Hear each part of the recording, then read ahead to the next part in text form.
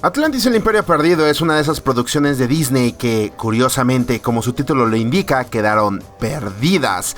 Y no es que sea una mala película, sino que al contrario, yo la recuerdo como una interesante producción y una muy buena propuesta. Esta vez alejándose del típico estilo de Disney, que es agarrar un cuento clásico y calcarlo solamente con algunos filtros para que sea buena para los niños. Curiosamente no es como que se reconozca a esta película como realmente buena, a pesar de que lo es. En mi opinión, es una cinta que tiene muchísimo que aportar a la animación que incluso Disney puede llegar a tener actualmente. Si revisamos un poco a los creadores, tenemos a Gary Trousdale y a Kirk Wise, que eran los que habían trabajado en El Jorobado de Notre Dame. En esta ocasión no se iban por un cuento viejísimo de algún libro raro en una biblioteca pública que decidieron adaptar, como fue el caso de Tarzán, el libro de la selva, La Cenicienta o cualquier otra cosa a la que Disney nos tiene acostumbrados, sino que en esta ocasión se fueron por un mito de Platón. Atlantis, pues como saben, es una ciudad perdida que supuestamente quedó hundida por la ambición de sus gobernantes, y bueno, hay un montón de versiones de esa historia. El chiste es que trataron de hacer su propia interpretación de lo que podría ser la Atlántida. Es un cuento demasiado común y bastante famoso, de hecho actualmente lo vimos en incluso Assassin's Creed Odyssey, por lo que si a mí me lo preguntan, es una de las cosas más interesantes que llegaron a hacer en el cine de animación 2D. Obviamente debemos considerar que esta película llegó en una etapa muy arriesgada. 2001 ya era un momento en el que estaba dándose el salto a la tercera dimensión. Películas como Shrek, Jimmy Neutron o incluso la misma Disney con Pixar ya estaban mostrando el verdadero potencial que podían tener las versiones tridimensionales de personajes animados. Pero Disney quería mantenerse en el mismo status quo con cintas como esta. Este podría ser el principal motivo, debido a que como tal no eran malas películas, y en especial creo que Atlantis tiene muchísimos más méritos. Tiene una vasta lista de personajes que son muy carismáticos, tiene una historia interesante, una de las princesas más badass que no sé por qué no está en ninguna lista y no salió en Wi-Fi Ralph, y además de eso cuenta con un ritmo correcto. De hecho, creo que es una de las mejores películas basadas en la aventura que he visto yo en toda mi vida. Pero partamos hablando un poco sobre la historia. Seguimos a un personaje llamado Milo, el cual tiene la ambición personal debido a que sigue el legado de su abuelo de querer encontrar Atlantis, el continente perdido. A pesar de que él se la pasa pidiendo financiamiento de parte de un museo, estos solo lo tiran de loco y no le hacen caso, hasta que logra encontrarse con un viejo colega de su abuelo, el cual está dispuesto a pagar toda la expedición con tal de que ese chico que tantas ganas tiene de aventura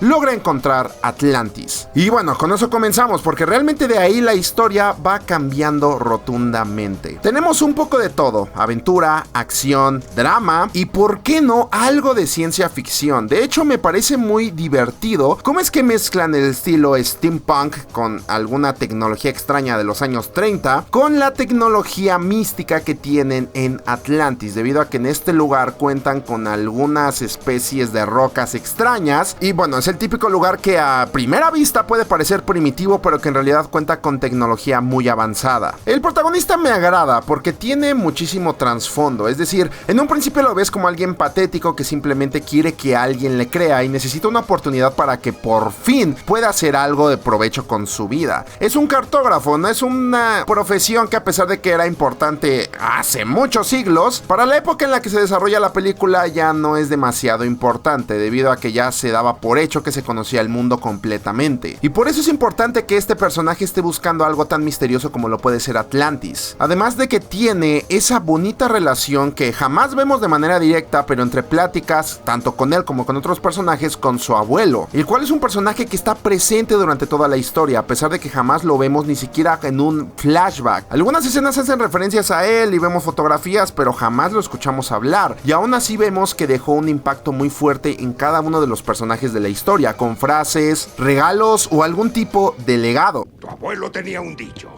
se nos recuerda por los regalos que dejamos a nuestros hijos. Es un placer conocer al nieto de Thaddeus.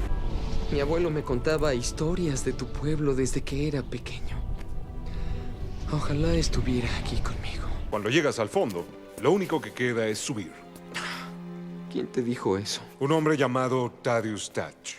Hay una escena muy importante dentro del principio de la película en la que justamente la persona que financia esta expedición le hace varias preguntas a Milo antes de siquiera proponerle la idea de ir a Atlantis. Y este es un momento que genera una declaración de intenciones muy fuerte, debido a que el protagonista, a pesar de pensar por un momento que no tiene los medios para poder encontrar Atlantis, se ve dispuesto a encontrarlo aunque sea en un bote de remos. Y en este momento el señor Whitmore, que es este hombre pelón, extravagante y muy extraño, es cuando se da cuenta de que esta es la persona correcta que estaba buscando para una expedición tan ambiciosa. Y no solamente se trata de esto, el resto de personajes, a pesar de que los van exponiendo alrededor de la película, siguen teniendo cosas que contarnos. Cada uno de estos, o al menos la gran mayoría, o los que dejan mayor impacto en la audiencia, tienen una historia que los puso en el punto en el que están en este momento. Uno es un doctor, otro tiene un fetiche con la pirotecnia, otro tiene otro fetiche con la tierra, algunos otros simplemente tienen algunos gags importantes y algunos muy chistosos dentro de la historia, pero se agradece que cada uno de estos tengan algo que aportar, no solamente a la historia, sino al protagonista, debido a que en el clímax de la historia justamente sientes empatía por todos ellos debido a que los conocemos. Además, también la película hace un buen trabajo en cuanto a separar lo que puede ser la ambición con la moralidad. Si bien la gran mayoría de estos cuates solamente estaban ahí por el dinero, llega un punto en el que tienen que cuestionarse si realmente vale la pena destruir toda una civilización a cambio de sus pequeños sueños personales. Porque sí, en efecto, hacen que sientas empatía con todo lo que ellos quieren hacer con sus vidas. Hay una que quiere abrir su propio taller con su papá, hay otro que quiere abrir una florería, pero a pesar de esto llega el punto en el que tienen que decidir si vale la pena ese sueño tan personal que tienen a cambio de matar a miles de personas. Lo cual, no sé, es un mensaje bastante potente. El villano de la película no me parece increíble, de hecho creo que es uno de los puntos bajos de la cinta, a pesar de que es muy carismático y cruel y tiene escenas bastante buenas. Creo que también nos hizo falta que ese backtracking que hicieron con todos los demás también lo hicieran con este cuate. Es decir, lo único que sabemos de él es que es ambicioso y ya. Rourke me parece un personaje bastante intimidante y creo que habría sido muy bueno que viéramos cuál era su historia con el abuelo de Milo, por ejemplo. ¿Cómo es que llegó a enterarse de esta expedición? Solamente conocemos que su plan es aprovecharse de la fuente de energía, pero no pasamos de ahí. Ahora, hablemos un poco sobre Atlantis como tal. En concepto me pareció interesante, debido a que cuando llegas, ni siquiera los habitantes conocen bien el lugar donde están viviendo, gracias a que tienen años que se perdieron todas sus escrituras. Y me parece un mensaje muy importante, debido a que se pierde toda su cultura gracias a que ellos mismos no lograron conservarla ni a procurarla. Y eso te deja pensando, ¿cuántas civilizaciones en esta vida o en este mundo realmente hemos perdido gracias a ese tipo de cosas? Y me parece curioso que justamente la persona que los está ayudando a recuperar un poco de lo que son como pueblo y como identidad es justamente una persona que viene de afuera. Eso sí, cierta parte de lo místico o tecnológico, como lo quieran ver, en base al cristal y a su fuente de energía, me pareció muy poco explorado. Las explicaciones que dan son bastante ambiguas y creo que habría sido bueno que se adentraran un poquito más para que conociéramos cómo funcionaba realmente esto. Es decir, las explicaciones prácticamente que dan en toda la película en base a esto es porque así es y cállate. Aún así, como les digo, creo que la cinta tiene un muy buen ritmo, además de un soundtrack envidiable. En serio que la sensación de aventura se siente en todo momento con cada una de las tonadas. Y a pesar de que puede ser algo repetitivo debido a que algunos temas se repiten entre mitad de la película y el final, creo que son bastante pegajosos y se quedan perfectamente con el espectador. Me rompe el alma que el personaje de Kira no sea uno de los más recordados debido a que es como tal una princesa y de hecho rompe varios estigmas que algunos otros clásicos de Disney no se atrevieron a hacer. Es decir, el típico cliché de la princesa Disney es la tipa que es hija del rey y ya. No sabemos si tiene la tipa aspiraciones, algunos deseos o alguna característica que la haga sobresalir más allá de que es una princesa. En cambio, Kira es muy curiosa, quiere conocer su cultura, tiene superpoderes y en varias partes de la película se da a entender de que ella está preparándose para ascender al trono. Y de hecho al final de la película creo que es la única princesa Disney que se convierte en reina. O sea, si esto no la convierte en un personaje badass, no sé qué lo puede hacer. Curiosamente creo que un problema de la cinta es que no dura más. A pesar de que tiene una duración, la verdad, bastante manchada, es decir, en comparación a otras cintas animadas que no pasan de la hora y media,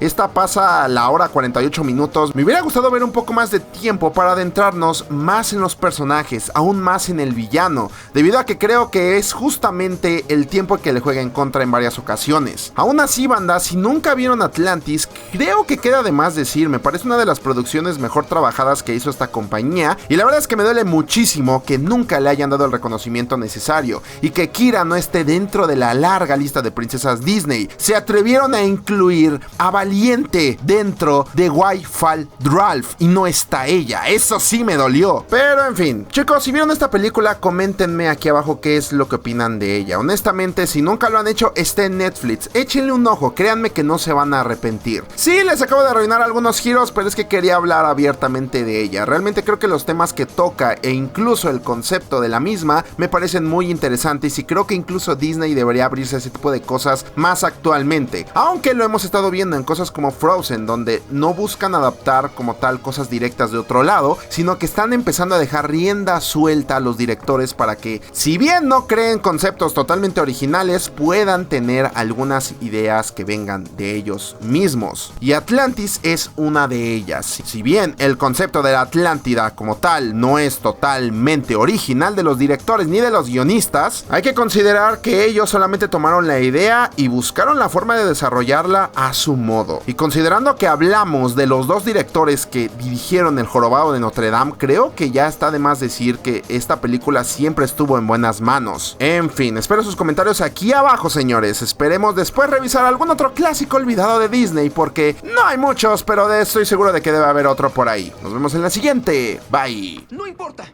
Encontraré Atlantis yo solo, aunque sea en un bote de remos.